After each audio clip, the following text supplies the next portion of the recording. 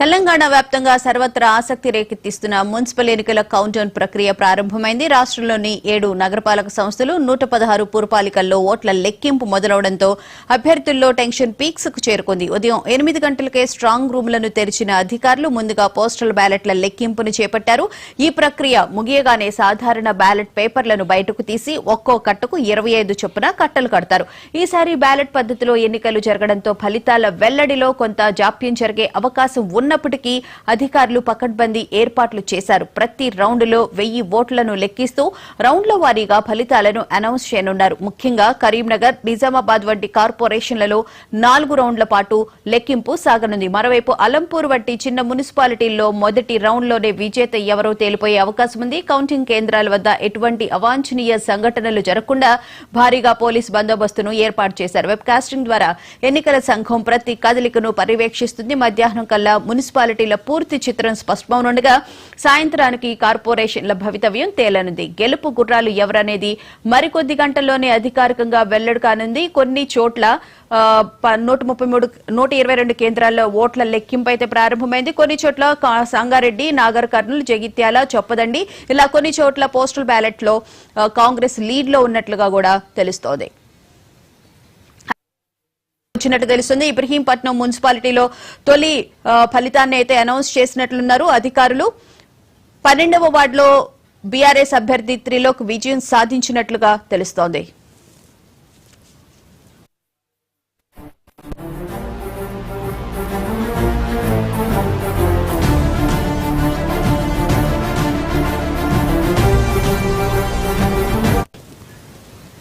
ఇక వరంగల్లో ఓట్ల లెక్కింపు ఏ విధంగా కొనసాగుతుంది అనే విషయాల గురించి మా ప్రతినిధి, మా Telangana bureau chief Sudhakar live లో అందిస్తారు. సుధాకర్, చెప్పండి, వరంగల్లో ఓట్ల కౌంటింగ్ ప్రక్రియ ఏ విధంగా కొనసాగుతుంది? ముఖ్యంగా వరంగల్ ని చాలా ప్రతిష్టాత్మకంగా తీసుకున్న నేపథ్యం కూడా మనకు కనిపిస్తూ ఉంది.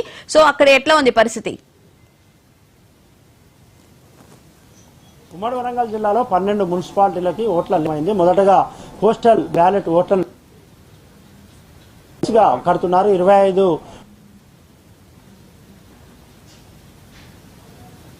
మొదటి ఫలితం వచ్చింది. 2 వార్డులలో కాంగ్రెస్ పార్టీ డివిజన్లలో 2 వార్డులలో కాంగ్రెస్ పార్టీ అభ్యర్థులు విజయం సాధించారు. అదేవిధంగా కొరూరు పోస్టల్ బ్యాలెట్ లో కొరూరులో 6 వార్డులలో అధికార కాంగ్రెస్ పార్టీ ముందంజలో ఉంది. అదేవిధంగా మహబూబాబాద్ లో కూడా కాంగ్రెస్ పార్టీ పోస్టల్ బ్యాలెట్ లో ముందంజ ఉంది. శేషంగన్పూర్ లో కూడా పోస్టల్ బ్యాలెట్ లో ముందంజలో ఉంది. ములుగులో మాత్రం 2 వార్డులను కాంగ్రెస్ పార్టీ కైవసం చేసుకుంటే ఇక్కడ ములుగు నుంచి మంత్రి సీతక్క ప్రాతినిధ్యం వహిస్తున్నారు. ఆమె ఎన్నికలను ప్రతిష్టాత్మకంగా తీసుకున్నారు. అందులో భాగంగా ములుగులో మొదటి ఫలితం కాంగ్రెస్ కి అనుకూలంగా వచ్చినట్టుగా మనం భావించవచ్చు. 12 మున్సిపాలిటీలకు సంబంధించి 12 మున్సిపాలిటీలలో కూడా ఎలాగైనా జెండా ఎగరవేయాలి, ఎలాగైనా గెలవాలనే ఉద్దేశంతో కాంగ్రెస్ పార్టీ పూర్తిగా ఎఫర్ట్స్ పెట్టింది. ప్రస్తుతం మనం వర్ధనపేట కౌంటింగ్ సెంటర్ లో ఉన్నాం. ఇక్కడ కేవలం 4 పోస్టల్ బ్యాలెట్ ఓట్లు ఉన్నాయి. 4 పోస్టల్ బ్యాలెట్ ఓట్లకు సంబంధించి కాంగ్రెస్ పార్టీ అభ్యర్థులు లీడ్లో ఉన్నారు.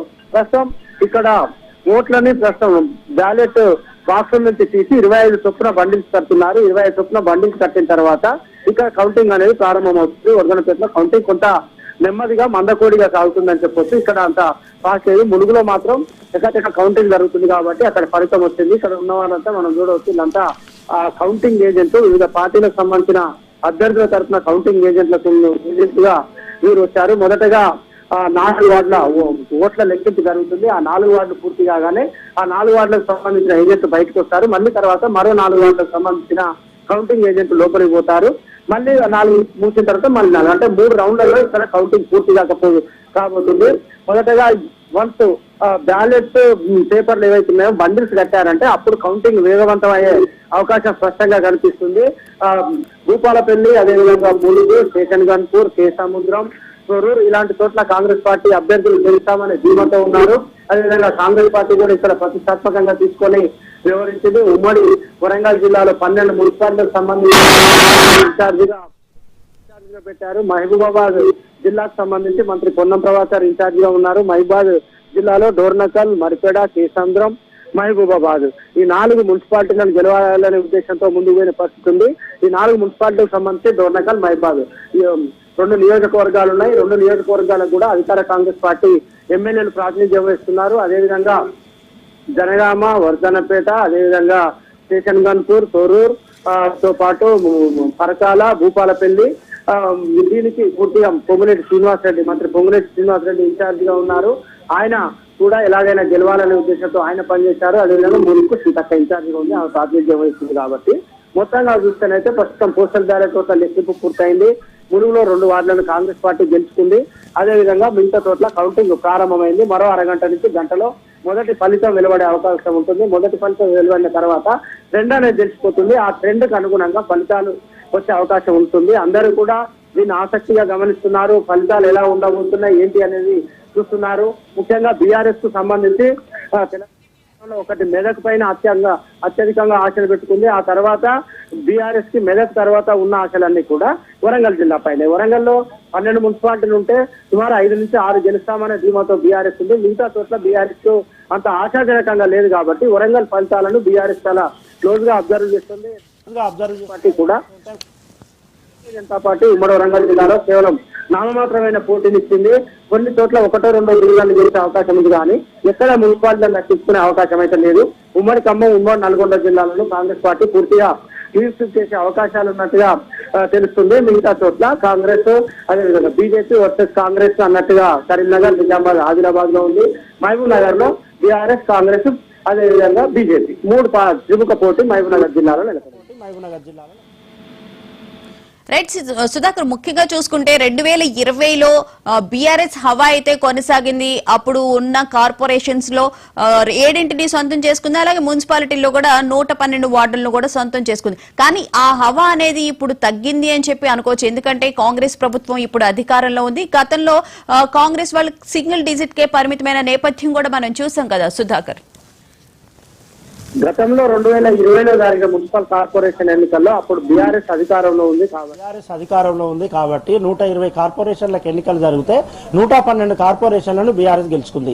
అదేవిధంగా 9 మున్సిపాలిటీలకు ఎన్నికలు జరిగితే 7 మున్సిపాలిటీలను నమోదు. ఇప్పుడు ఎంఐఎం, కాంగ్రెస్, బీజేపీ 3 పార్టీలు కూడా సింగిల్ డిజిట్ కే పరిమితమయ్యాయి. కానీ ఇప్పుడు తెలంగాణ రాష్ట్రంలో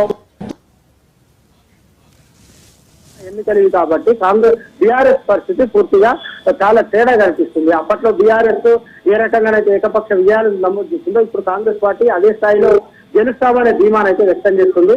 బీఆర్ఎస్ అప్పుడు ఏకపక్షంగా గెలిచింది, ఈసారి పూర్తిగా డీలబడిన పరిస్థితి కనిపిస్తుంది. చూడాలి 25 నుంచి 30 మున్సిపాలిటీలు గెలుస్తామనే ఒక ఆశ వ్యక్తం చేస్తున్నారు. 30 మున్సిపాలిటీలు వస్తాయా లేదా చూడాల్సి ఉంటుంది. అయితే ప్రజా వ్యతిరేక ఓటు మాకు పడుతుంది అని చెప్పి బీఆర్ఎస్ చాలా హోప్ పెట్టుకున్న నేపథ్యం కూడా మనం చూసాం సుధాకర్. ముఖాముఖి తలపడ్డ చోట, Bharatiya Janata party vote bank పెరిగిన చోట బీఆర్ఎస్ పూర్తిగా తగ్గిపోయే అవకాశాలు కనిపిస్తున్నాయి. అందులో భాగంగానే మనం చూడాల్సి ఉంటుంది కరీంనగర్, నిజామాబాద్, ఆదిలాబాద్ ఈ 3 జిల్లాలలో కాంగ్రెస్ వర్సెస్ బీజేపీ అన్నట్టు ఫైట్ కొనసాగింది. కాబట్టి బీఆర్ఎస్ అనేది 3వ స్థానానికి వెళ్ళిపోయింది. అదేవిధంగా ఖమ్మం, నల్గొండలో కాంగ్రెస్ ఏకపక్ష విజయాలు నమోదవుతున్నాయి. అందుకే మనం చెప్తుంది వరంగల్ కేవలం మెదక్ లో అత్యధిక స్థానాలు గెలిచే అవకాశం ఉంటుంది. కేసీఆర్, హరీష్ రావు ప్రాతినిధ్యం వహిస్తున్న జిల్లా కాబట్టి మెదక్ లో అత్యధిక స్థానాలు వచ్చే అవకాశం ఉంది. ఆ తర్వాత వాళ్ళకి బీఆర్ఎస్ పార్టీకి ఎక్కువగా ఆశలున్న జిల్లా అంటే వరంగల్ గా మాత్రం చెప్పుకోవాల్సి ఉంటుంది. కాబట్టి ప్రస్తుతం ప్రజా వ్యతిరేక ఓటు చీలిపోతే ఒకవేళ అది భారతీయ జనతా పార్టీకి లాభించే అవకాశం ఉంది. Right, thank you Sudhakar.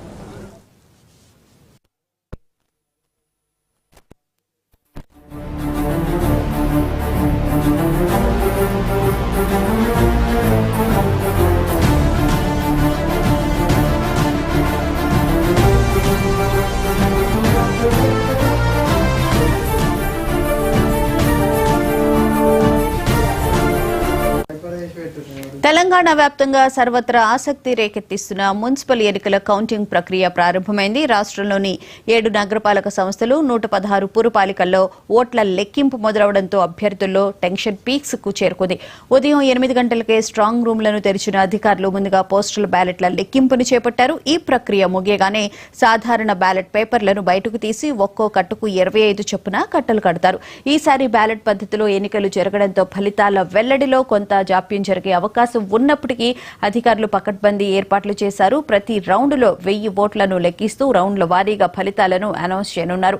ముఖ్యంగా కరీంనగర్, నిజామాబాద్ వంటి కార్పొరేషన్లలో 4 రౌండ్ల పాటు లెక్కింపు సాగనుంది. మరోవైపు అలంపూర్ వంటి చిన్న మున్సిపాలిటీల్లో మొదటి రౌండ్లోనే విజేత ఎవరో తేలిపోయే అవకాశం ఉంది.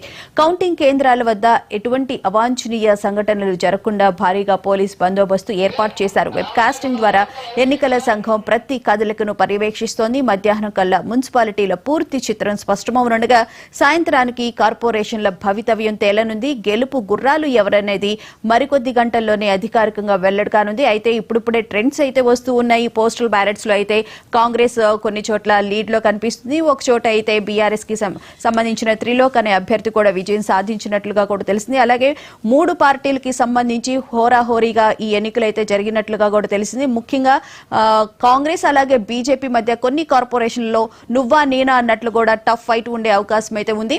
మరి చూడాలి, మరి కాసేపట్లోనే ట్రెండ్ ఏ విధంగా ఉంది, ప్రభుత్వానికి అనుకూలంగా ప్రజలు ఓటు వేశారా లేకపోతే ప్రతికూలంగా వేశారా అనేది తెలియాల్సి ఉంది. అలాగే అలియాబాద్ 19వ వార్డులో బీఆర్ఎస్ విజయం సాధించినట్లుగా కూడా తెలుస్తుంది.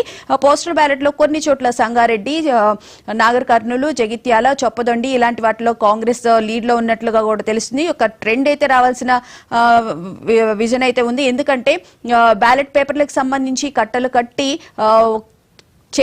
కౌంట్ చేయడానికి టైం పడుతుంది కాబట్టి కొంచెం ఆలస్యమయ్యే నేపథ్యం అయితే మనకి కనిపిస్తుంది. అల్లంపేట 16వ వార్డులో కూడా కౌంటింగ్ పూర్తయినట్లు ఉంది.